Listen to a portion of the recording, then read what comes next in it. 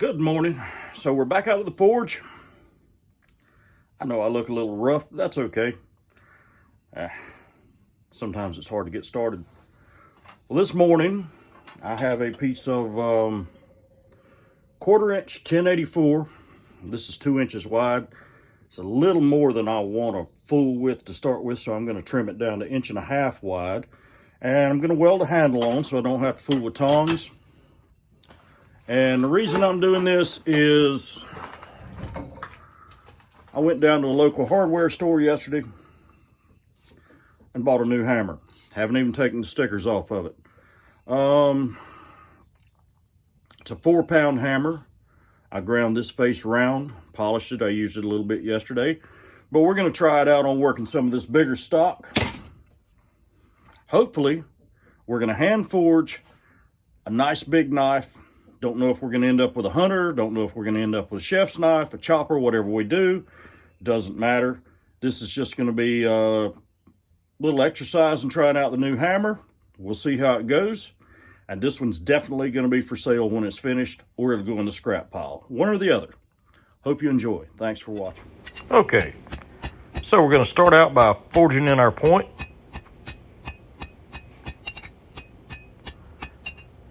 That hammer seems to be moving steel pretty good.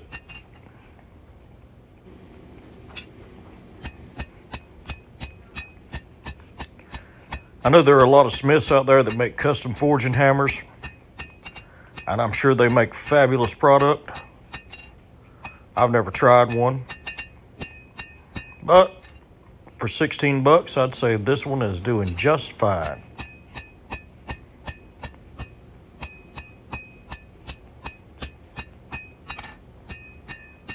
I know I'm not actually swinging that fast. I decided that I needed to run this video at double speed. Still working on profiling that point. Smooth it up a little bit. Everything I'm doing right now is setting up preform. Just setting up the profile of my preform. I'm not hammering in any bevels. I'm not trying to do any taper. I'm just setting it up so I can do the actual forging of the blade shortly. I'm about at the point where I need to decide how long my blade needs to be.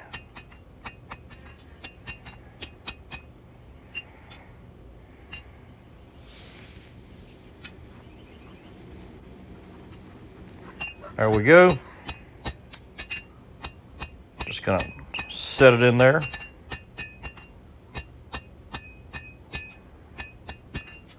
Separate off a part for the handle.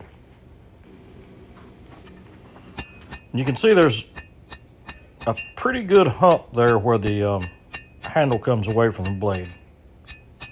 And that's okay, we'll fix that shortly.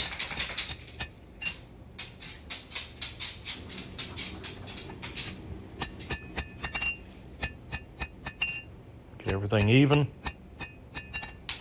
Taper it in a little more.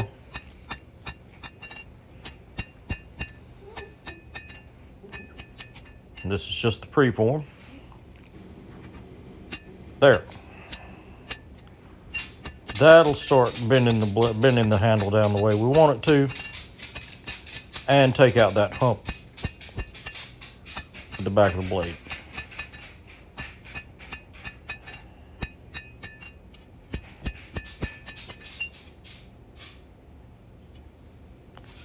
Pretty good, pretty good.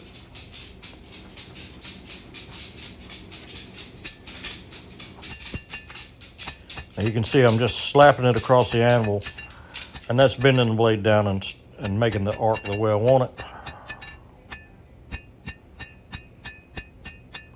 I'm liking that curved handle. I think we're going to keep that. About time to start working on some bevels.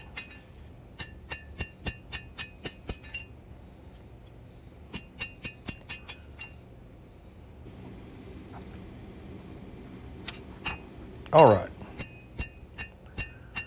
Now I'm not working in near the edge I'm hammering more to the middle of the blade, not trying to thin the edge too much. I'm just trying to stretch the steel down, trying to pinch it between the hammer and the anvil and push the steel down away from the spine.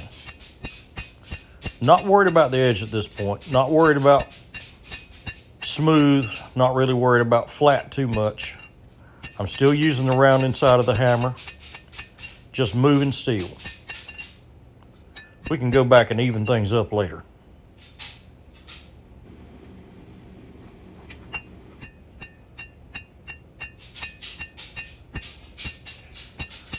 I'm going to work the center all the way down to the tip. Spread that steel out all the way down to the tip.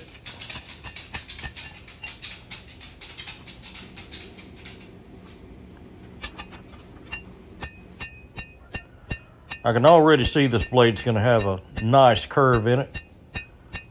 This is a point where I would straighten it back out if I wanted a different shape, but I'm going with the curve. I like that idea.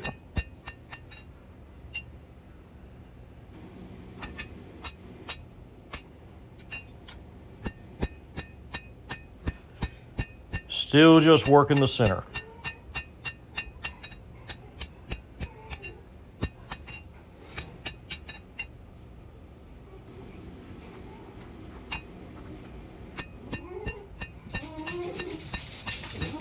Working it all the way out to the tip.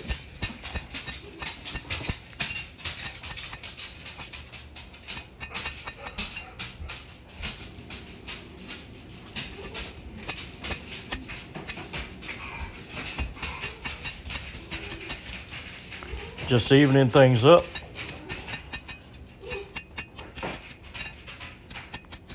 Just light planishing blows with the flat side of the hammer now. Taking out a few of the dents and dips from the rounding side. Now we're going to start working in the edge.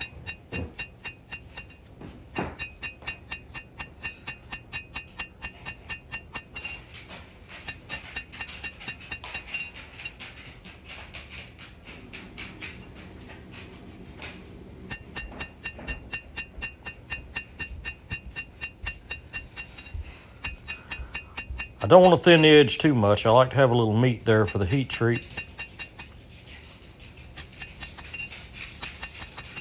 If you get too thin, you start to get warps. You start to get sometimes cracks. You're just increasing the possibility for all kinds of unsavory things.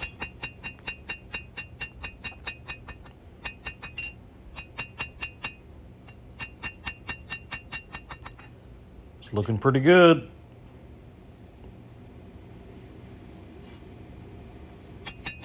I like it. Make sure it's straight.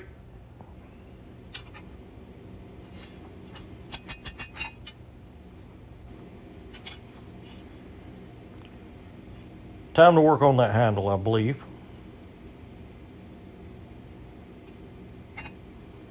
Yep, everything looks good and straight. So this is the only time I'm going to use the power hammer in the whole process. I just took my hack over to the power hammer and chiseled part way through the handle so I could cut it off to the length I wanted.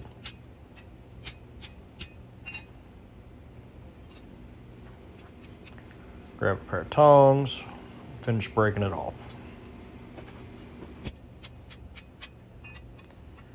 Yeah. Struggling a little bit. Didn't cut through as much as I should have. Oh well, there we go.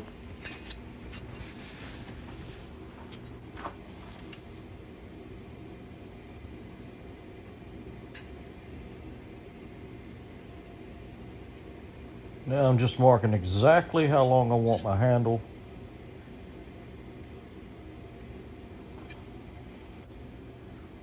So I know how far to stretch it out. Turns out not very far at all. I was pretty close to start with. Just clean the profile up a little.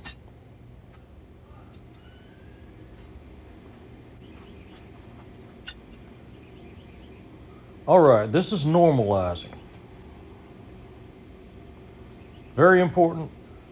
It's not a step you often see on that TV show about forging.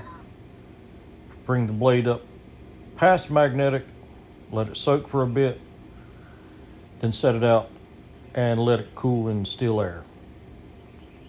I'm going to do this 3 times. It's a very important step. There's been a lot of stress put in that blade during the forging process. Well, I guess if somebody were smacking me with a hammer, I'd be pretty stressed too, and that steel is stressed. Now, the heating and then the slow cooling relaxes the stress, starts to not negate, but alleviate some of the problems you're going to have with cracks in the quench, with warps.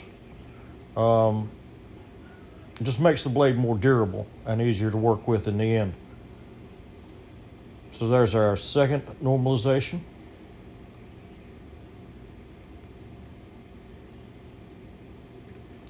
Now off camera, I'm heating up my quench tub, my little ammo box quench tub, because I'm just going to do an edge quench on this blade.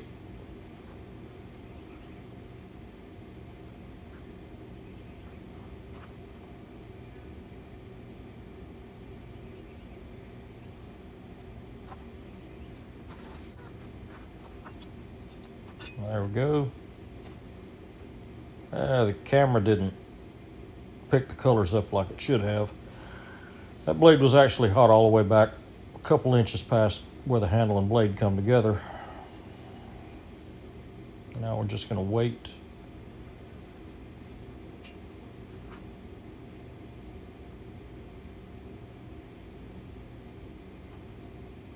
Let it cool down. Now I've taken it, cleaned up the back of the handle, drilled my holes, and now I'm doing my quench in the warm oil. And I really need to figure a better place to put my camera so I don't have to hold my quench tub with one hand. So notice, I've got it quenched, the place I want it to be, and I'm going to hold it there. No in and out of the oil, none of that mess. If you're quenching a blade, make sure you quench it long enough to start with. I've seen lots of people quench a blade into the oil and right out of the oil, and then they go and try to file test the blade, and it's too soft. Well, yes, it's too soft because you didn't leave it in the oil long enough for it to quench off. Didn't leave it in the oil long enough for it to harden. So, yep, that's pretty good. We'll dip it in there and put the fire out here in a second.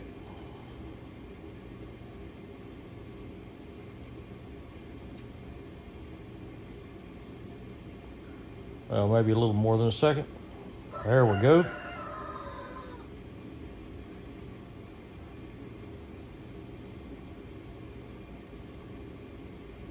Very good. So I'll take that, and we're going to run it through 3 temper cycles at about 415 for that blade, and it'll be ready to go. I think it'll be a good knife.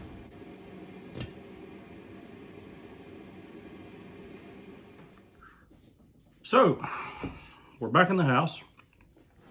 I hope you watched that video. If you've watched it to the very end, I know it was a long one. I apologize for that.